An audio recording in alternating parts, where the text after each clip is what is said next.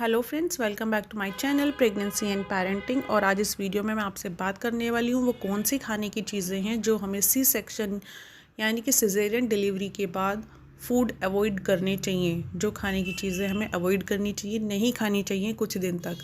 अगर आपके लिए पॉसिबल हो सके तो आप उनको 40 डेज़ तक मत खाइए, बट अगर 40 डेज़ नहीं है तो एट लीस्ट आप 20 डेज़ तक मत खाइए वो सब चीज़ें। 20 डेज़ के बाद आप धीरे धीरे वो सब चीज़ें स्टार्ट करना चालू कर सकती हैं कम क्वांटिटी में।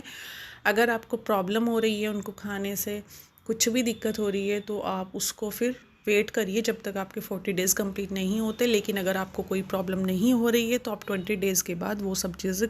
और सबसे बड़ा फैक्टर होता है कि आपकी बॉडी का, कई बार क्या होता है जैसे कि दही वगैरह कुछ लोगों को पहले भी सूट नहीं करती है, मौसम के हिसाब से सूट नहीं करती है तो उनको बाद में भी नहीं करेगी। जिन चीज़ों से आपको पहले से प्रॉब्लम है मौसम के हिसाब से, तो वो चीज़ें तो आपको अवॉइड करनी ही है, नहीं खानी है। बट अगर आपको कोई प्रॉब्लम नहीं है उसके बाद भी ये कुछ चीज़ें आपको अवॉइड करनी है कुछ दिन के लिए।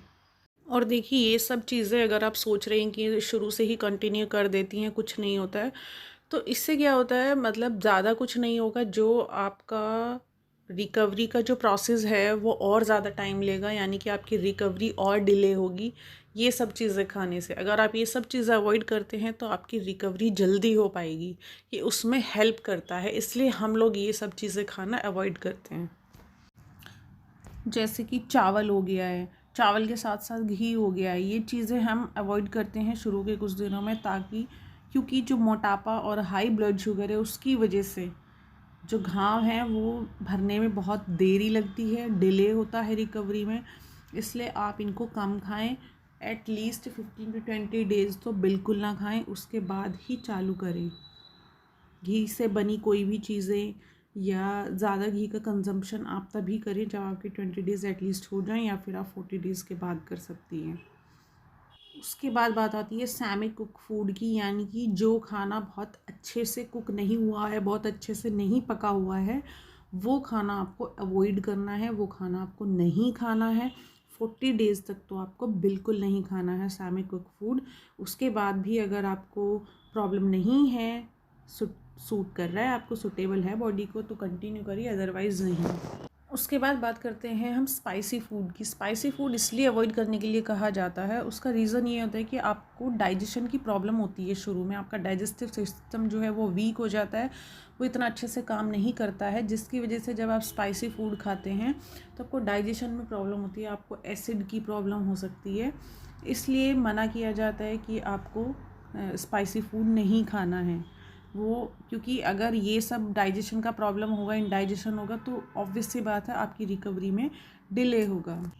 सेम चीज़ आ जाती है आपकी फ्राइड फूड के साथ, यानी कि जो तला हुआ खाना है वो इतने तेल में पकता है, इतना हैवी हो जाता है वो, तो उससे गैस्ट्रिक प्रॉब्लम हो सकती है, जो ऑब्वियस सी बात है आपके जो घाव हैं उनको, जो सी सेक्शन वाले घाव हैं उनको वो अफेक्ट करेगा ही करेगा। तो अभी कुछ दिन के लिए आप ये फ्राइड फूड भी मत खाइए। इसके बाद बात करूँगी मैं कोल्ड फूड की या कोल्ड बेवरेजेस की बात करूँगी। देखिए, जो ठंडी चीज़ें होती हैं जैसे कि आइसक्रीम हुई है, जूस हो गया, ठंडे फ्रूट्स हो गए हैं, या ठंडा कोई भी चीज़ हो गया है जो ठंडा इन द सेंस कि फ्रिज का रखा हुआ हो गया है, तो उसको आप अवॉइड करिए, क्योंकि चाहे कितनी भी गर्मी है ये आपको नेगेटिवली अफेक्ट करता है आपके ब्लड फ्लो को, यानी कि जो आपका बॉडी का ब्लड फ्लो है उसमें ये बाधा डालता है, जिसकी वजह से आपको प्रॉब्लम हो सकती है, आपके घाव जल्दी से नहीं भरेंगे, साथ ही साथ आपको कफ कोल्ड होने का भी पूरा चांस है। और अगर आपको कफ कोल्ड हो जाता है तो आप जब खांसेंगे, चीखेंगे, तो आपके जो घाव हैं उनमें आपको पेन होगा तो वो डिस्टर्ब होंगे, जिसकी वजह से रिकवरी आपकी नेचुरली डिले हो जाएगी। सेम चीज़ कोल्ड बेवरेजेस के साथ आती है, या कोल्ड बेवरेजेस भी नहीं लेने हैं, कोल्ड वाटर नहीं लेना है, आपको बहुत ही हल्का सा गुनगुना पानी पीना है, बहुत गर्म नहीं पीना है, बिल्कुल ठंडा पानी भी नहीं पीना है, आपको हल्का सा गुनगुना पीना है, वो आपकी रिकवरी में बहुत हेल्पफुल रहता है। अब बात करूँगी मैं मैदा की। मैदा से बनी आप कोई भी चीज़ें मत खाइए। 40 डेज़ आपको बिल्कुल नहीं खानी है, क्योंकि देखिए मैदा जब अभी तो आपकी इतनी बड़ी सर्जरी हुई है तो ऑब्वियस सी बात है आपका डाइजेस्टिव सिस्टम काफ़ी वीक है। लेकिन जब नॉर्मल भी लोग मैदा का ज़्यादा कंजम्पशन कर लेते हैं, मैदा की चीज़ें खाते हैं, तो उससे भी उनको कॉन्स्टिपेशन हो जाता है। और अगर आपको ऐसे टाइम में कॉन्स्टिपेशन होता है तो ये आपके घाव तो भरने में देरी लगाएगा ही, प्लस आपको फिशर या पाइल्स का भी प्रॉब्लम होने के इस टाइम पे बहुत ज़्यादा चांसेस रहते हैं, क्योंकि आपको इस टाइम पे कॉन्स्टिपेशन नहीं होना चाहिए। और इसीलिए बोला जाता है कि आपको अच्छे से पानी पीना है, हल्का गुनगुना पीना है। तो आपको इस चीज़ का ध्यान रखना है, फाइबर रिच फूड खाना है, हेल्दी फूड खाना है, ताकि आपको कॉन्स्टिपेशन ना हो, इंडाइजेशन का प्रॉब्लम ना हो। आप जितने हेल्दी रहेंगे आपके घाव इतनी ही जल्दी भरेंगे। अब बात करूँगी मैं फ्रूट्स की। फ्रूट्स आपको बिल्कुल खाने चाहिए। फ्रूट्स आपको हेल्प करते हैं ताकि आपको कॉन्स्टिपेशन नहीं हो, इंडाइजेशन की प्रॉब्लम नहीं हो। काफ़ी हेल्पफुल रहते हैं फ्रूट्स। कुछ लोग बोलते हैं फ्रूट्स नहीं खाने चाहिए, ऐसा नहीं है, फ्रूट्स आपको खाने चाहिए। लेकिन फ्रूट्स खाते टाइम दो चीज़ का आपको ध्यान रखना है। एक तो आपके फ्रूट्स ठंडे नहीं होने चाहिए, फ्रिज से निकले हुए नहीं होने चाहिए, चाहे कितने भी गर्मी के दिन हैं। आप रूम टेम्परेचर, नॉर्मल टेम्परेचर के फ्रूट्स खाएंगे।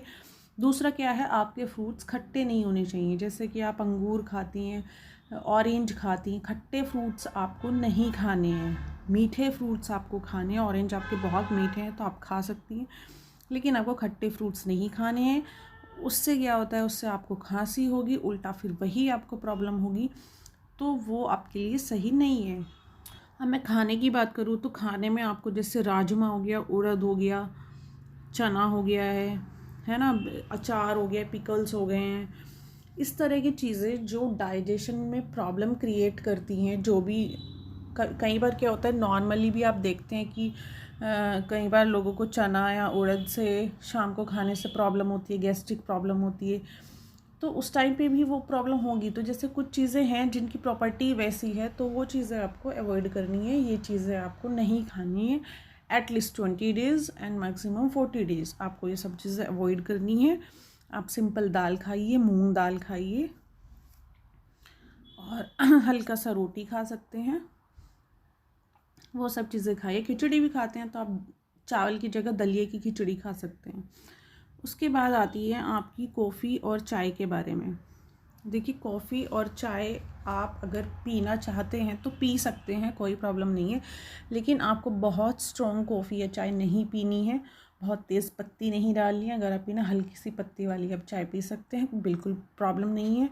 अगर आप कॉफ़ी पीना चाहते हैं, ब्लैक कॉफ़ी मत पीजिए, दूध वाली कॉफ़ी पीजिए, और उसमें कॉफ़ी की क्वांटिटी आप जो है कम डालिए।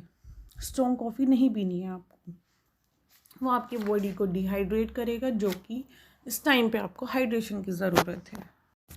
20 दिन के बाद आप नॉर्मल खाना थोड़ा थोड़ा शुरू कर सकती हैं, और अगर आपको प्रॉब्लम फील हो रही है तो आप 40 डेज़ तक का वेट कर सकती हैं। 40 डेज़ के बाद आप फिर नॉर्मल खाना अपना कंटिन्यू कर सकती हैं। लेकिन जब भी आप नॉर्मल खाना खाना शुरू करें तो तुरंत ही एकदम से ही स्पाइसी दही और ये सब खाना चालू नहीं करें, धीरे धीरे स्टेप बाय स्टेप करें, क्योंकि आपकी बॉडी एकदम से उस चीज़ को एक्सेप्ट नहीं कर पाएगी। अगर आपको मेरा वीडियो अच्छा लगा तो इसको लाइक करें, शेयर करें, ताकि और भी लोगों की हेल्प हो सके और उनको सही जानकारी मिल सके। और मेरे चैनल को सब्सक्राइब करिए। मैं और भी बहुत सारी यूज़फुल इन्फॉर्मेशन आप लोगों के लिए लेके आने वाली हूँ, जो कि प्रेगनेंसी से रिलेटेड है, पेरेंटिंग से रिलेटेड है, बच्चे की प्रॉब्लम से रिलेटेड है।